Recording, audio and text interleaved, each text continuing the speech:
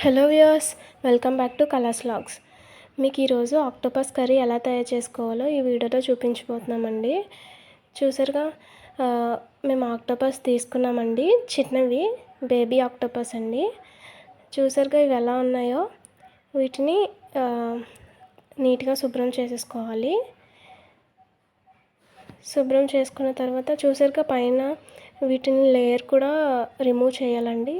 చూసారుగా ఈ విధంగా వచ్చాయి. సో చూసారుగా, ఇప్పుడు వేడి నీటిలో ఒక 2 నిమిషాల పాటు వీటిని బాగా కడిగేసుకోవాలండి. ఆ తర్వాత వీటిని సపరేట్ చేసుకోవాలి. వేరే ప్లేట్లోకి షిఫ్ట్ చేసుకుందామండి.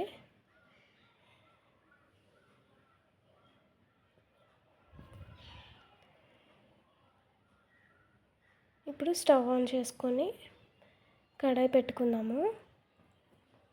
దాంట్లో తగినంత ఆయిల్ వేసుకొని ఆయిల్ కాస్త హీట్ అయిన తర్వాత ఇప్పుడు ముందుగా శుభ్రం చేసుకున్నాం కదా ఆక్టోపస్ని, ఈ పీసెస్ని వేసుకొని కాస్త సాల్ట్ వేసుకుందామండి. వేసుకొని బాగా కలిపేసుకుందాం.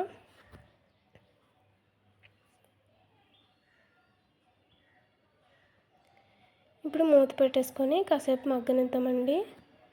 ఇప్పుడు ఒకసారి మూత తీసి చూద్దాము. చక్కగా ఆక్టోపస్ అనేది మగ్గింది. సో ఒకసారి కలిపేసుకుందామండి. కలిపేసుకొని వేరే బౌల్లోకి షిఫ్ట్ చేసేసుకుందాము.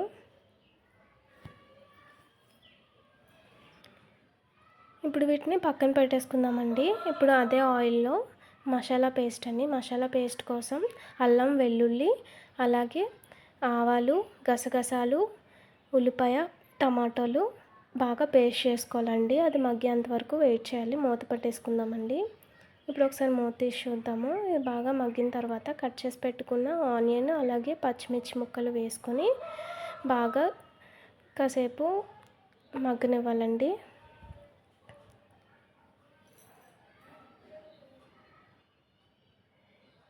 ఇప్పుడు ఒకసారి మూత తీసి చూద్దాము. ఒకసారి బాగా కలిపేసుకుందామండి.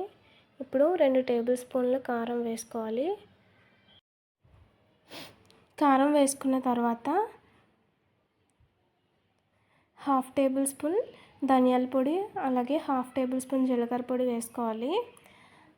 ఆ తర్వాత 1/2 టేబుల్ స్పూన్ గరం మసాలా అండి. గరం మసాలా మేము ఇంట్లోనే తయారు చేసుకుంటాము.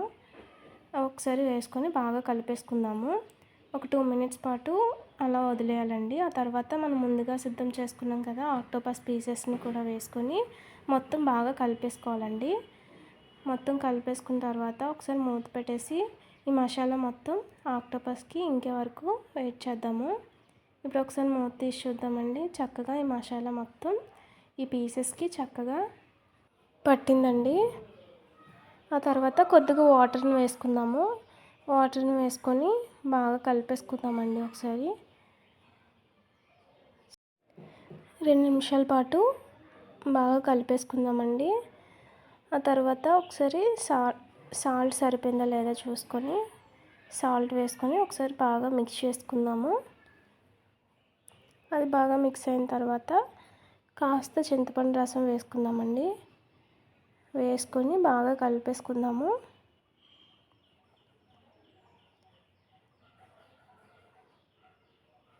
ఇప్పుడు ఒకసారి మూత పెట్టేసుకుందామండి.